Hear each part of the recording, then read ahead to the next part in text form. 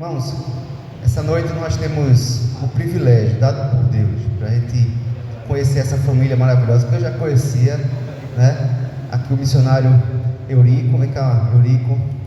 Eurico é uma bênção de Deus, membro da igreja presbiteriana de São Lourenço, a primeira igreja, né? Jace, a missionária Jace, e a missionária Karen também ali, também já pronta para a missão. Eles são missionários da APMT, a Agência Presbiteriana de Missões Transculturais, junto, do mesmo jeito que Samuel esteve aqui conosco também, que vai lá para a África, na Zimbábue, e aqui essa família abençoada vai para a Romênia, não menos difícil, né?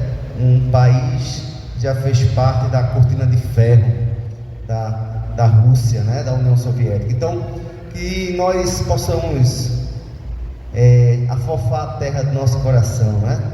Para que a boa semente possa cair no nosso coração e produzir a 100 por 1. Deus te abençoe, meu irmão.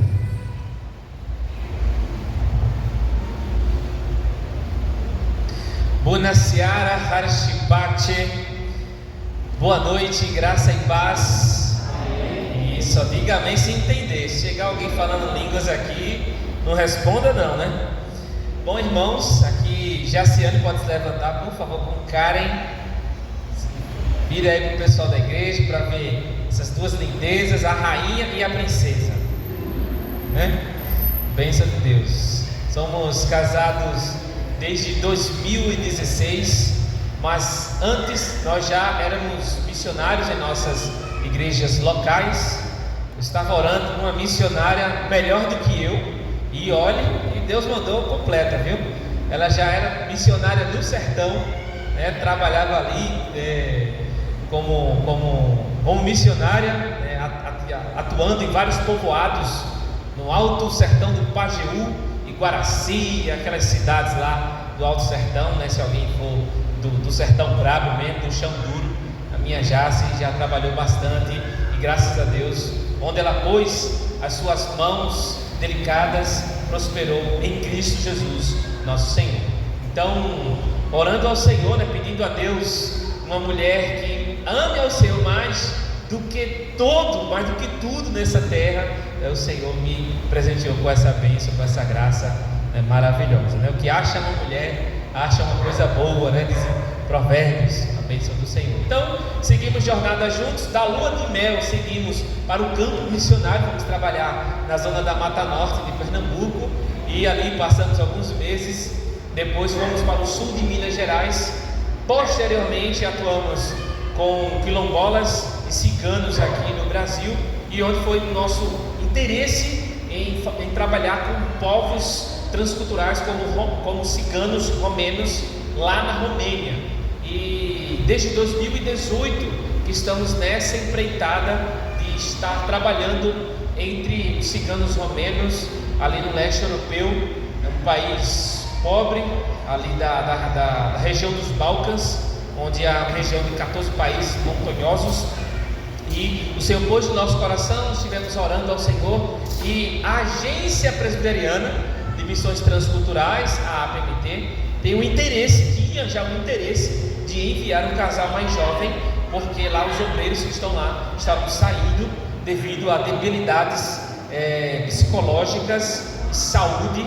Eles não poderão mais continuar no campo, e estaremos lá dando continuidade a um trabalho e plantar igrejas onde não existe nenhuma igreja evangélica sequer, tá? Então, aqui, assim como no Nordeste, há mais de 6.000 povoados no sertão nordestino. Também na Romênia há pequenas cidades que se chamam comuna, onde também não há sequer nenhum trabalho missionário, tá? Então, aqui no Nordeste há mais de 6.000 povoados que não existe uma igreja evangélica, não existe trabalhos ali efetivos, né? Isso, nós já atuávamos em alguns desses povoados aqui no sertão, tanto eu como Jaciane, eu como itinerante, ela como fixa no sertão. E aí o Senhor está nos direcionando para estar trabalhando em outros povos. Já atuei quando solteiro na Venezuela e no México como missionário, quando fazia parte de outra denominação, e depois de 2016 é que vim para a IPB. Então, o que acontece? Com todo esse ardor, queridos, que Deus coloca em nosso coração, eu digo para você, eu não tenho um chamado missionário para a Romênia, ou para o sertão, ou para os ciganos, ou para a Venezuela, ou para o México. Eu não tenho um chamado missionário para esses locais.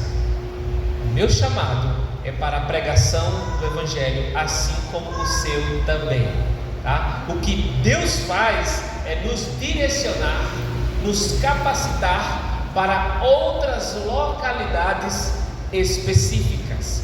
Então eu não tenho chamado para a Romênia. O meu chamado é para a pregação do Evangelho, direcionado por Deus para a Romênia, tá? Então eu e você, nós temos como principal atividade, sim, de transmitir Cristo, de apresentar Cristo às pessoas da maneira que você sabe apresentar Cristo. Então, irmãos, desde então, se Deus quiser, quando for ordenado, não sei se final deste ano ou em fevereiro, amanhã o presbitério estará se reunindo para decidir esses trâmites. Então vou como pastor e não mais como missionário para o campo, não somente como missionário, e então estaremos ali também para plantar igrejas, tá?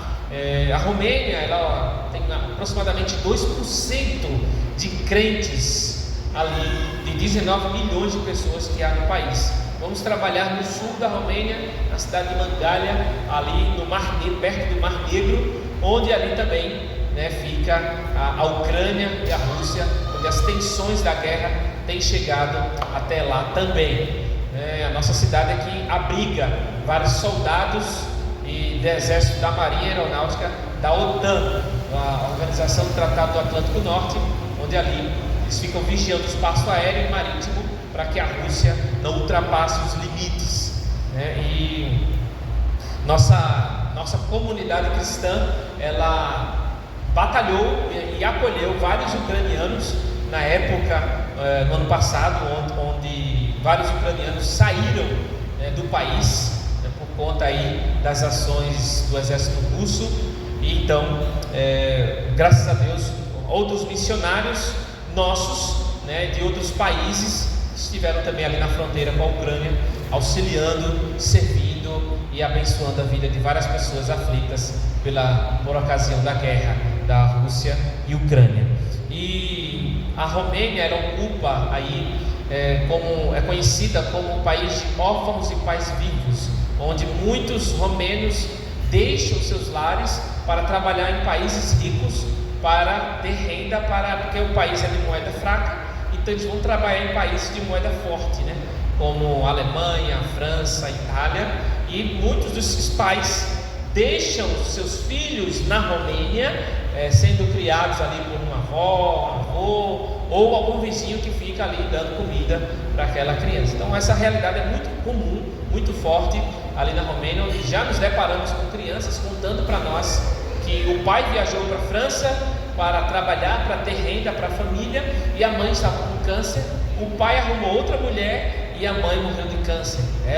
Essa criança que nos contou, é órfã de mãe, logicamente, e de pai vivo. Então isso é muito comum, infelizmente. A pregação do Evangelho livre na rua, o governo, a prefeitura proíbe esse tipo de atividade, porque a fé, eles entendem que toda a fé é privativa, então não se compartilha publicamente, Então, esses impasses em que nós nos deparamos, e temos estratégias através dos esportes, através da culinária, através de outros meios, para se aproximar das famílias que não são tão simpáticas como o Evangelho, tá? Então, estamos sendo enviados pelo Senhor, e Deus tem um povo para nós lá. Então é essa convicção que Deus tem eleitos para serem salvos ali na Romênia, e Ele quer nos enviar. Eu sempre pergunto, mas por que, Senhor? Eurico Lopes, que foi nascido e criado em Santo Amaro, pior favela de Pernambuco em muita época, foi nascido e criado ali, e agora saindo para um local como esse, em que o pessoal de dura serviço, de duro semblante, de duro coração, né? Então, se Deus está enviando alguém que já foi morador, né, teve uma vida pregressa terrível, de uma comunidade, uma das mais perigosas do estado de Pernambuco, então quanto mais aqui nessa igreja, dessa comunidade aqui, né, eu já frequentei essa comunidade ainda quando criança, né, que tenho parentes da parte de meu pai aqui, né, tenho poucas lembranças, tinha 5, 7, 8 anos de idade, né, quando vinha aqui às vezes minha mãe me trazia, né, então também me sinto parte daqui, dessa comunidade aqui de bairro dos Estados, tá bom? Então, que os irmãos estejam orando conosco pelo nosso envio no próximo ano para a Romênia e que abrace essa causa conosco primeiramente em oração. Então, para que isso seja possível, né, adquira aí, 0800, tá? Gratuitamente, o diácono aí, o pastor já entregou, depois ele vai lhe entregar a cada família o nosso imã de geladeira, e garanto, na sua geladeira você vai lembrar de nós todos os dias da sua vida, né? Porque ninguém fica sem comer durante o dia, né? Sempre tem que ir ali na geladeira, né? Então, que o Senhor continue abençoando grandemente a vida dos irmãos, estejam conosco em oração. Amém? Vamos abrir em Atos capítulo 13.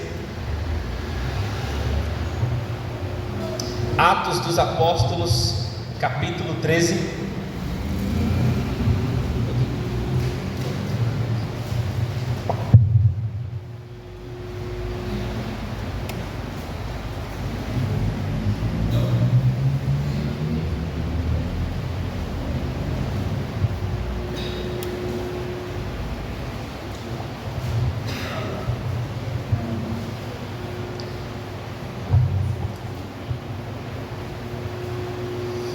Atos capítulo 13, verso 1 ao 5, diz assim a palavra do Senhor.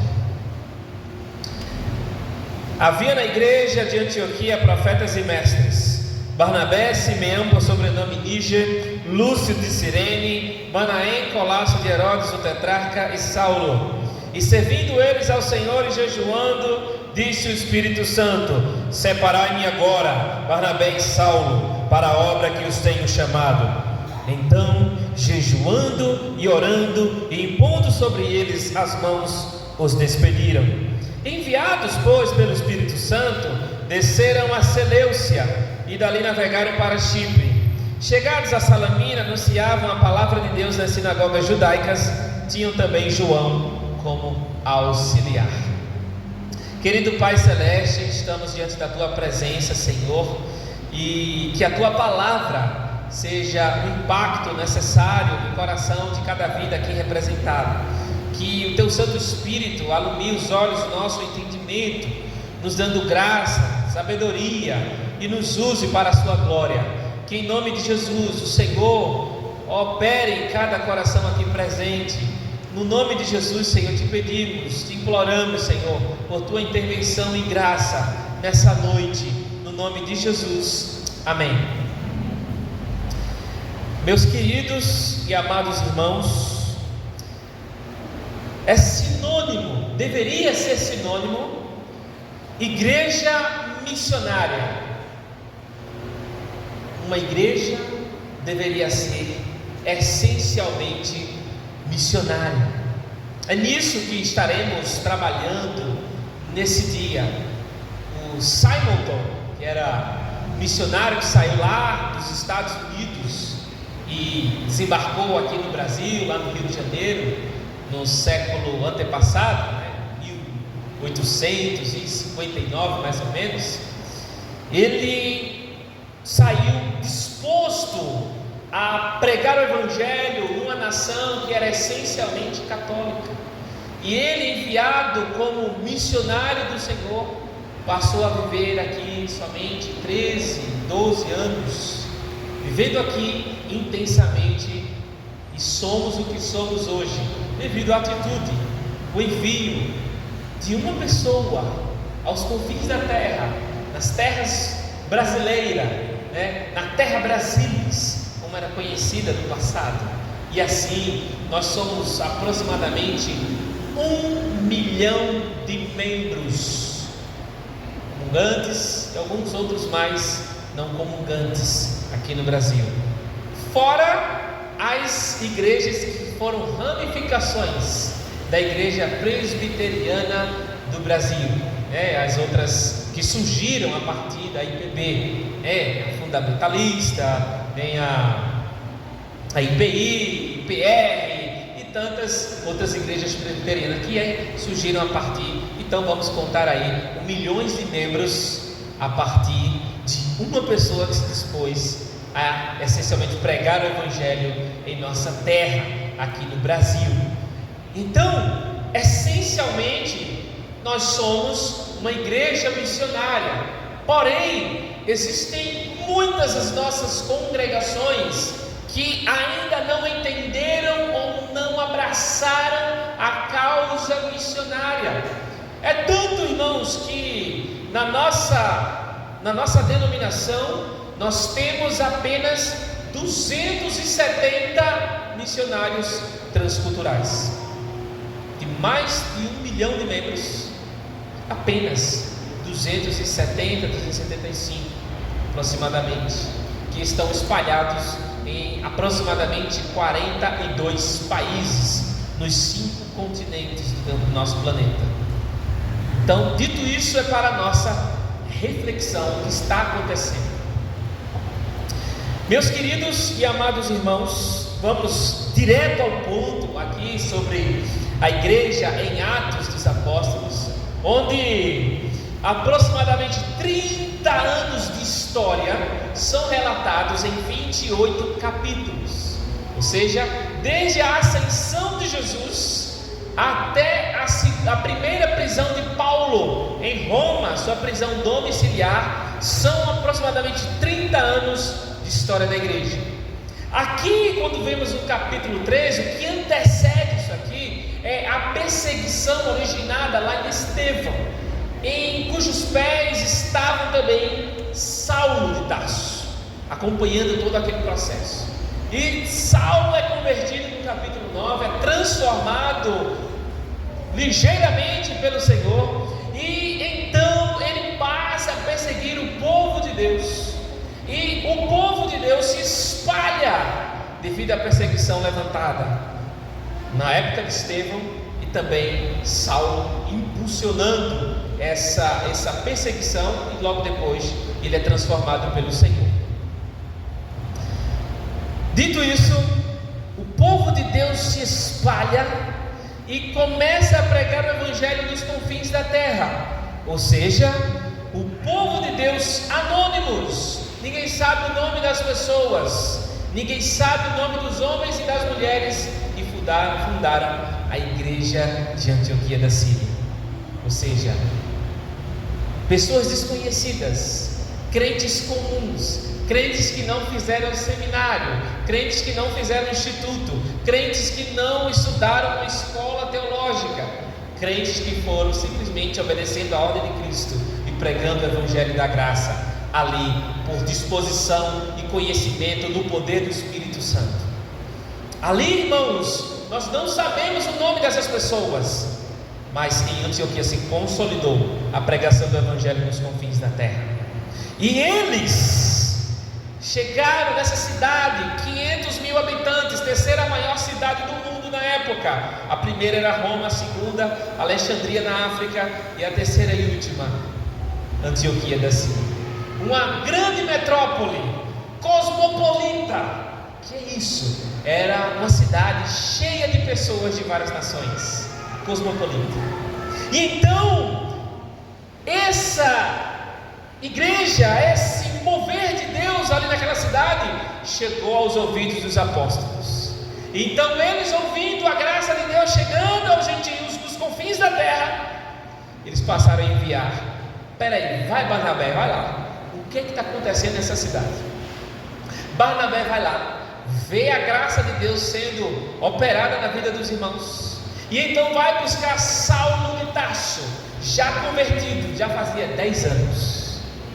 10 anos.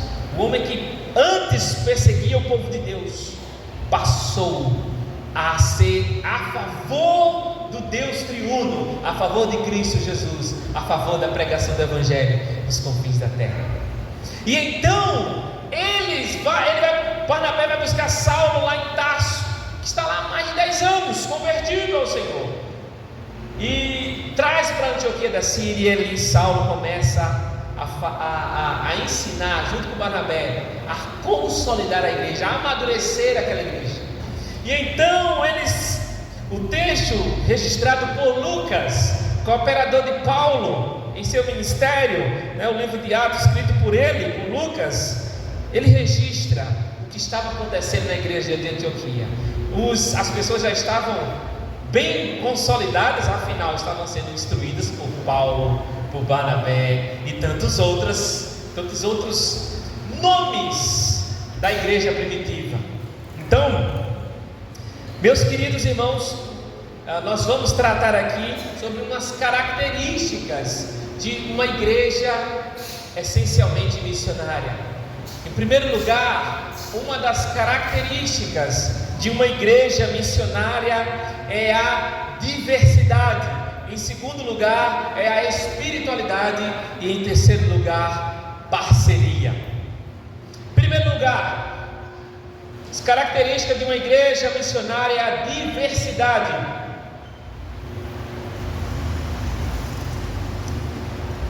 O que é a diversidade bíblica? Não tem nada a ver com esses movimentos ditos progressistas por aí não, tá? A diversidade bíblica consiste em que o povo de Deus é um e diverso ao mesmo tempo. Ou seja, o que comprova isso? Na igreja de Antioquia havia profetas e mestres, diversidade de dons, e também pessoas diferentes, diversidade de pessoas. Aqui está Barnabé. Barnabé era europeu, natural de Chipre, judeu, levita. Está aqui Simeão, com sobrenome Níger. Níger quer dizer negro, era uma pessoa negra africana. Também está aqui Lúcio de Cirene. Cirene é da África, da cidade de Cirene, era a capital da Cirenaica, ali perto do Egito. Também temos Manaém, Colasso de Herodes. Colasso é aquele que é irmão de leite, foi criado junto com a aristocracia, com um rei, criado junto com um rei, ou seja, o príncipe. Então, Simeão ou Manaém, ele é uma pessoa da alta nobreza, que foi transformado pela graça do Senhor. Quem é o Herodes o tetrarca? O tetrarca é aquele que mandou matar o João Batista, não foi Karen? Karen está conversando ali com a gente, né? 7 meses na bênção do Senhor em nossas vidas. Um grande milagre, uma extensa história, né, sobre a vida dessa nossa mocinha, né, que aí, graças a Deus, o Senhor nos presenteou. Continuando aqui, queridos, o Herodes o tetrarca foi o que mandou matar João Batista. E está aqui Saulo, perseguidor da igreja, que era ali do Oriente Médio, de Tarso, na Cilícia. E então temos aqui 2 asiáticos, um europeu e 2 africanos na liderança daquela igreja. Naquela igreja em que na sua maior parte eram pessoas de nacionalidades diferentes. Meus queridos irmãos, a igreja do Senhor, ela não pode ser uma igreja onde todo mundo é igual. Imagine uma igreja em que todo mundo é igual a você. Deus me livre, todo mundo igual a mim, uma igreja só, né? Já basta meus defeitos. Então, a igreja do Senhor, ela é reunida com pessoas de raças diferentes, de cores diferentes e até de língua diferente, de famílias diferentes, de realidades diferentes, pessoas que têm profissões diferentes. Tudo isso, irmãos, Deus usa para o crescimento corporativo. Tudo isso Deus usa para que a igreja do Senhor não fique estagnada, parada no tempo. Mas Deus usa a diversidade que é na igreja, de dons espirituais, de pessoas diferentes, para que haja crescimento saudável. Então aqui não há espaço para o irmão odiar a outro irmão, porque o irmão é muito diferente de mim. Deus quis que todos sejam diferentes. Foi Ele que nos criou assim.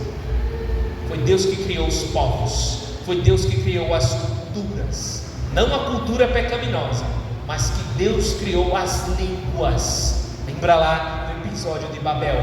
Então, foi Deus que fez essas coisas. E então Deus chama as pessoas diferentes para juntos crescerem na graça e no conhecimento do Senhor.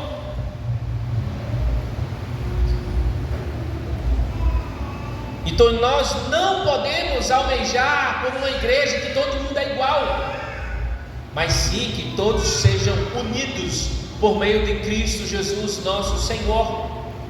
Em Gálatas 3:28 diz que não há judeu nem grego, nem escravo nem livre, nem macho nem fêmea, mas todos vós sois um em Cristo Jesus.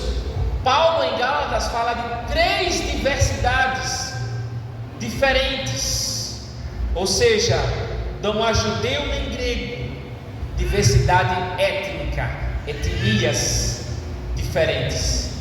Não há escravo nem livre, ou seja, social, níveis sociais diferentes.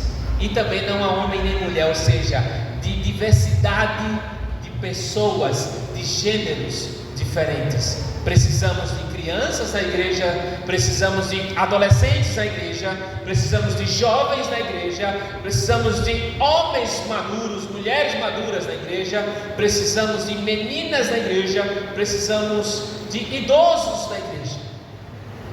Todos têm a sua utilidade no corpo de Cristo, para que haja um crescimento saudável. Então nós não podemos viver isoladamente. A igreja aqui de Antioquia, todos diferentes, até de nacionalidades, mas estavam unidos em um só propósito. Que propósito era esse?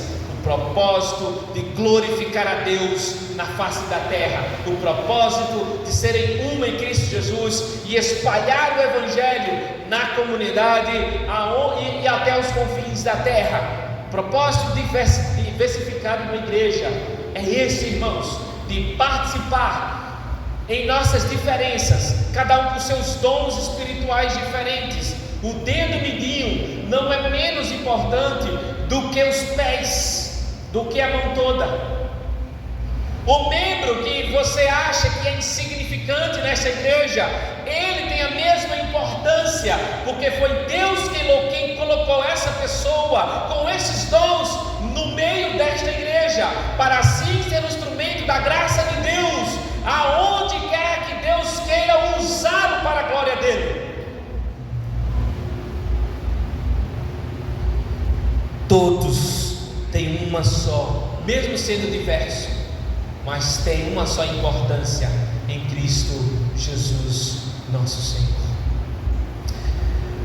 E assim, queridos, observando esse princípio, esse aspecto de uma igreja missionária, observe que todos os departamentos, sociedades internas, por mais que haja as diferenças em atividades e programações, o que Deus quer é que todas essas sociedades internas sejam sociedades missionárias. Então, numa igreja não deve simplesmente haver um departamento de missões que cuide só de missões em si, mas que todos os crentes sejam comprometidos com a obra missionária, porque Deus nos chamou para isto sim. Lembra lá de 1 Pedro capítulo 2, versículo 9? Mas vós sois geração eleita, sacerdócio real, nação santa, povo de propriedade exclusiva de Deus, a fim de proclamardes as virtudes daquele que vos chamou das trevas para a sua maravilhosa luz. propósito da igreja, a existência das sociedades internas, a existência das faixas etárias nessa igreja é um em Cristo Jesus. Então guarde isso no coração, que a igreja é diversa para o crescimento essencial da igreja do Senhor aqui no bairro dos Estados, no município de Camaragibe, mas também a igreja diversa, além de ser diversa, ela também tem um aspecto da espiritualidade. Ou seja, em segundo lugar, estar aqui no verso 2, que diz: servindo eles ao Senhor e jejuando. Queridos irmãos, uma igreja diversa, uma igreja que manifesta aí um aspecto de como igreja missionária, ela exerce uma profunda espiritualidade. O segundo aspecto é a espiritualidade. O que é isso? Aqui na igreja, o termo que aparece, servindo eles ao Senhor, do grego, o original literalmente, eles estavam em liturgia, ou seja, eles estavam em culto público, eles estavam servindo ao Senhor na igreja, estavam orando e jejuando. Todas as vezes que a Bíblia diz que estavam jejuando, se entende que eles estavam também orando. Irmãos, a igreja estava reunida com um propósito, pessoas diferentes estavam ali buscando a Deus, orando e jejuando.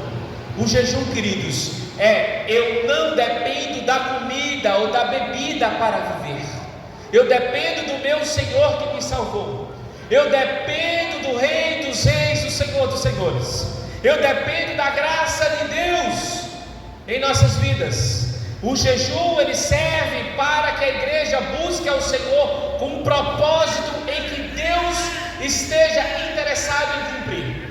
O jejum bíblico é a igreja do Senhor, ou o indivíduo crente do Senhor, desejar os desejos de Deus, almejar os desejos de Deus. O jejum bíblico foi exemplificado na história do povo de Deus no Antigo Testamento. Lembra lá da rainha Esther? Buscou ao Senhor. Ramã já tinha preparado tudo, a forca, tudo para todos os judeus morrerem.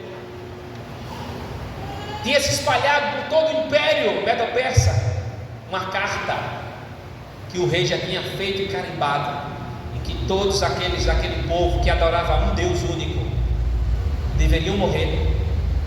Então Mardoqueu fala para Esther: você pensa que só por você ser a rainha você vai escapar disso? Você é do nosso povo. Se você se calar, socorro e livramento de outra parte virá para os judeus, mas você e a casa de seu pai, Esther, vão todos perecer. Então ela, atendendo esse alerta de Mardoqueu, ela chamou a todos e mandou um recado para todos: estejam orando e jejuando por mim, porque dentro de 3 dias entrarei na presença do rei. Se eu morrer, morrerei, se viver, eu viverei. Então ela arrisca a sua própria vida pelo bem comum do povo de Deus. O jejum bíblico, queridos, não é para propósitos egoístas, não é para arrumar um varão, uma varoa, como muitos fazem por aí. O jejum bíblico não é para se fazer, para se aplacar um vício, como alguns têm feito por aí. Já vi pessoas dizerem: não, eu estou jejuando Coca-Cola, tomo tudo menos Coca-Cola. Eu estou jejuando internet, eu estou jejuando o WhatsApp, não vou tocar no WhatsApp durante 7 dias, não vou assistir minha novela durante 1 mês, eu estou jejuando televisão, eu estou jejuando. Que palhaçada! Eu já vi pessoas praticando esse tipo de jejum. Não estou jejuando para Deus me dar uma varoa, para me dar um varão. Não é para esses propósitos que existe o jejum, queridos. O propósito que existe o jejum deve ser do interesse de Deus, do povo de Deus, que vem aí impactar uma geração. O propósito do jejum na Bíblia, seja individual ou coletivo, ele é para se levantar obreiros, missionários, oficiais da igreja, como a Bíblia mostra, para também se ter batalhas espirituais, orar e jejuar pela comunidade, por conta da violência, por conta dos absurdos, orar pela nação, jejuar. O propósito do jejum é este, não é essas loucuras que muitos dos nossos irmãos por aí estão fazendo, porque não entendem que biblicamente o jejum sempre funcionou. Sempre Deus ordenou em época assim para quebrantamento do povo de Deus, buscar ao Senhor, se aproximar dEle, buscar a face dEle. Se o meu povo que se chama pelo meu nome se humilhar, está ali conotando o jejum, se humilhar e orar e buscar a minha face, eu ouvirei dos céus e perdoarei os seus pecados, sararei a sua terra, segundo Crônicas 7,14. Porque se humilhar também significa a parte do jejum também, porque a oração, o jejum só é jejum mesmo se houver oração. Sem oração é uma mera dieta. Deus não quer, você não está interessado em que busque se dieta para Ele. Você faz dieta para você, emagrecer, cuidar do corpo, mas o jejum e a oração não, é para buscar ao Senhor. Então por que eles estavam orando e jejuando? O texto responde: disse o Espírito Santo: separai-me agora a Barnabé e a Saulo para a obra que os tenho chamado. Veja, a igreja estava se submetendo a Deus em oração e jejum constante, para Deus levantar missionários, para Deus levantar obreiros, porque eles entendiam que a pregação do Evangelho naquela cidade estava muito bem cuidada. Agora eles precisavam chegar aos confins da terra. Irmãos, está na hora de orarmos por nós mesmos, por nossas casas, por nossa igreja, para que Deus levante a partir do nosso meio homens e mulheres para serem enviados aos confins da terra, porque há mais de 2 bilhões de pessoas que nunca sequer ouviram falar do Evangelho no Brasil e no mundo. No Brasil, por tribos indígenas, no mundo, por muitos outros povos muçulmanos, budistas e entre outros. Tem pessoas que leem aquele capítulo de Isaías, capítulo 6, especificamente o versículo 8, que diz: a quem enviarei e quem há de ir por nós? E a resposta, tem alguns que respondem assim: eis-me aqui, envia ele. Eis-me aqui, Senhor, chora e tudo, mas envia ele. Envia-me a mim não. Irmãos, é necessário olhar para nós e para nossas casas, para nossos filhos, para você mesmo, para o seu lar, para a sua família, para a sua igreja, e Senhor, envia-nos, envia obreiros, envia missionários a partir desta casa. Queremos ser uma igreja conhecida, que envia homens e mulheres aos confins da terra, que tem missionários ao redor do mundo, que busca o Senhor com este propósito. Está na hora das nossas igrejas olhar para essa estatística de 277 dentro de 1 milhão de pessoas. Isso é muito pouco. Se ficar inconformado com isto e buscar ao Senhor para que Deus levante mais, existe a soberania de Deus, que Deus levanta as pessoas, mas também existe a nossa responsabilidade de enxergar os horizontes e dizer ao Senhor: eis-me aqui, Senhor, envia-me. Eis-me aqui, Senhor, eu quero fazer parte disso. Eis-me aqui, Senhor, eu quero passar a orar por isso. Eis-me aqui, Senhor, eu quero passar a investir nisso. Eis-me aqui, Senhor, eu quero visitar um campo missionário. Eu quero ser uma âncora na vida de um missionário.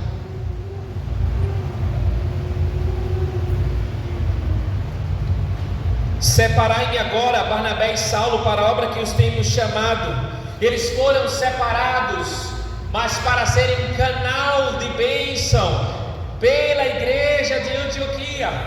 Eles foram separados, mas não deixaram de ser membros do corpo de Cristo, membros daquela igreja local. Deus levantar aí um casal jovem desta igreja e enviar para os confins da terra, preparar e enviar. Será que você vai se alegrar com isso? Será que você vai ficar triste? Ah, não, deveria não. Fulano trabalha tanto na igreja, fulano ajuda tanto a gente, logo fulano e cicrano. Deus não vai chamar os preguiçosos não, viu? De jeito nenhum. Deus vai chamar aquilo que está atuante.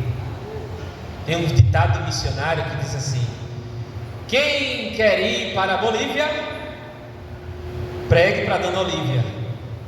Dona Olívia é a vizinha, né? Mora perto. Então, que Deus prepare você aqui para estar atuante nos confins da terra. Então, irmãos, aqui nesse exato momento, Deus tinha uma obra específica para esses missionários. E graças a Deus que usou esses homens para levar o Evangelho a várias cidades, e dessas várias cidades passaram outras pessoas a pregar o Evangelho, e outras pessoas passaram com a época trazer o Evangelho até nós. Deus faz assim, irmãos. Ele detém o controle, o poder e domínio sobre toda a sua obra redentora. É Ele que nos conduz. A missão é de Deus. Nós somos participantes dessa obra do Senhor, que o propósito da missão de Deus é a adoração de toda a sua criação para Ele, para a glória do nome dEle. Em terceiro e último lugar, a igreja, uma igreja missionária, um aspecto dela é a parceria. Em primeiro lugar é a diversidade, e nessa diversidade a igreja exerce espiritualidade, mas uma espiritualidade profunda, onde se busca o Senhor para Deus levantar e enviar obreiros para a grande seara do Senhor, pois o Senhor disse: grande é a seara, rogai pois ao Senhor da seara para que envie mais trabalhadores para a sua seara. E em terceiro lugar, parceria.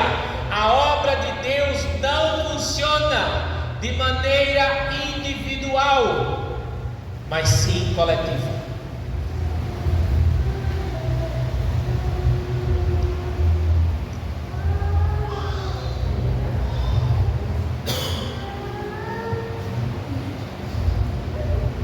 O Senhor Deus, Ele trabalha de maneira coletiva, queridos. Olhe para a Trindade: o Pai, o Filho e o Espírito Santo. É essencialmente um Deus que subsiste em três pessoas, três personalidades, três que têm funções diferentes. O Pai não foi sacrificado na cruz. Veja a função do Pai. O Filho enviou o Espírito Santo. Os três trabalham em conjunto, com um só propósito. E assim a igreja é chamada para trabalhar em diversidade, em espiritualidade, em parceria. parceria, porque aqui no capítulo 13, verso 3, vai dizer assim: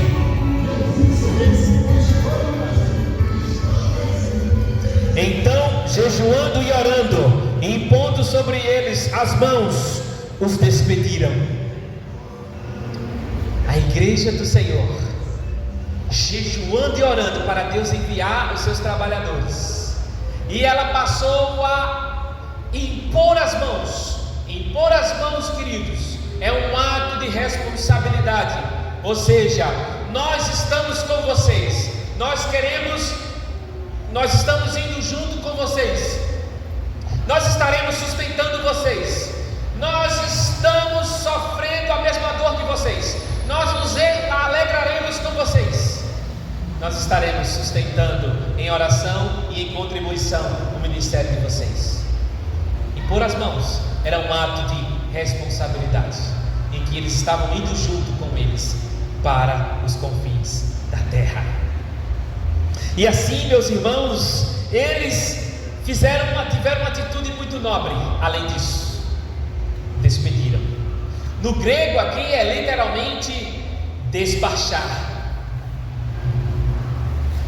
Se um tradutor, traduzisse aqui para essa tradução, colocasse despachar, seria muito negativo nos dias de hoje, porque despachar é um objeto, digamos assim, ou alguma coisa. Mas sabe por que o texto literalmente é despachar?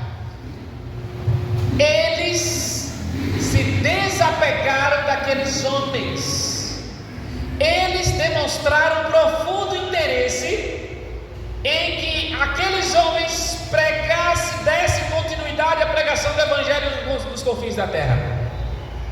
É como se Deus estivesse pegando as pessoas que mais trabalham nessa igreja e tivesse enviado para os confins da terra.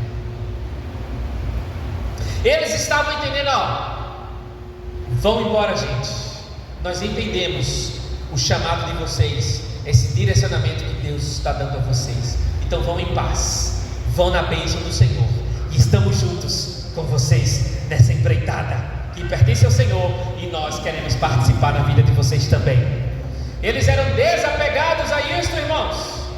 Eu já vi missionários serem impedidos de suas igrejas, tendo a bênção da igreja, mas serem impedidos, porque não, a nossa igreja precisa de vocês, fiquem aqui. Pessoas serem impedidas de serem enviadas, já prontas para isso. Pessoas egoístas que pensam somente nos problemas da igreja local. Será que nos seus cultos de oração você ora para que Deus envie trabalhadores para a seara do Senhor? Você ora para que o Evangelho seja espalhado nos confins da terra? Para que Deus levante pessoas e envie a esses confins da terra que precisam da palavra do Senhor? Será que você se lembra disso? Ou só se lembra dos problemas internos da igreja local? Fica para reflexão. E então, irmãos, eles foram enviados pelo Espírito Santo. Veja, é o Espírito Santo que está enviando aquela igreja, aqueles irmãos, aliás, por meio da igreja. Também, lá no versículo 5, na última parte, diz assim: tinham também João como auxiliar. João, Marcos, sobrinho de Barnabé, a igreja se reunia na casa dele. A sua mãe se chamava Maria, não é Maria mãe de Jesus, tinha Maria, um nome muito comum da época. E Barnabé e Saulo trazem eles juntos para trabalharem auxiliando. O termo auxiliar no grego aqui é literalmente uma pessoa que está em serviço de algum oficial do governo romano. Então, era algum auxiliar, por exemplo, podia ser um auxiliar de um soldado, de um centurião, de um oficial romano, de um oficial do governo ou do senado. enfim, né, de algum político, de algum procônsul. Mas é interessante que João Marcos, nessa categoria de auxiliar, a maioria dos intérpretes entende que Marcos, ele não estava indo pregar, essencialmente pregar o evangelho em si, mas cuidar da parte da mordomia daqueles irmãos, para que Paulo e Barnabé não se preocupassem com coisa alguma. Aí João Marcos iria fazer o quê? Comprar as passagens de navio, iria providenciar o pão de cada dia, iria providenciar a hospedagem, iria fazer mapeamento, iria, enfim, conhecer os lugares, enfim, auxiliar esses irmãos, os missionários, os obreiros, para que a pregação do evangelho se preocupasse somente em pregar o evangelho da graça. E há quem diga também que João Marcos também ajudava nos novos convertidos. Então, irmãos, parceria, a igreja e indivíduos, ou seja, você como um indivíduo cristão, você também pode participar da obra missionária, não necessariamente indo para os confins da terra, mas auxiliando, ajudando, participando, sendo um cooperador do evangelho, para que os obreiros enviados pela igreja do Senhor possam estar bem equipados. Você pode estar visitando um campo missionário, você pode estar oferecendo uma carona, você pode estar contribuindo, orando, você pode estar fazendo tudo de diversas maneiras. E então, irmãos, a obra de Deus, ela não funciona no individualismo, mas sim no coletivismo, porque o Senhor é um Deus uno e trino ao mesmo tempo, e Ele chama a sua igreja para juntos trabalharem pelo crescimento corporativo, pelo crescimento do povo de Deus e para o envio de trabalhadores aos confins da terra. Um missionário britânico no século XVII disse assim: quanto mais nos aproximamos de Cristo, mais missionários devemos nos tornar, porque em essência, quem se aproxima de Cristo Jesus, que é o Deus missionário, quem se diz que é íntimo dele, que está próximo dele, também deve se tornar um parceiro na obra missionária. Mais missionário a igreja deve se tornar. Isso guarde no coração, esses três aspectos da igreja missionária: diversidade, espiritualidade e parceria. E que o Senhor esteja levantando no meio de um povo aqui desta comunidade, e que seja em essência uma igreja reconhecidamente missionária, e que vai até os confins da terra, orando, contribuindo e enviando obreiros na seara do Senhor. Dumnezeu să vă binecuvânteze în numele Iisus. Deus os abençoe em nome de Jesus.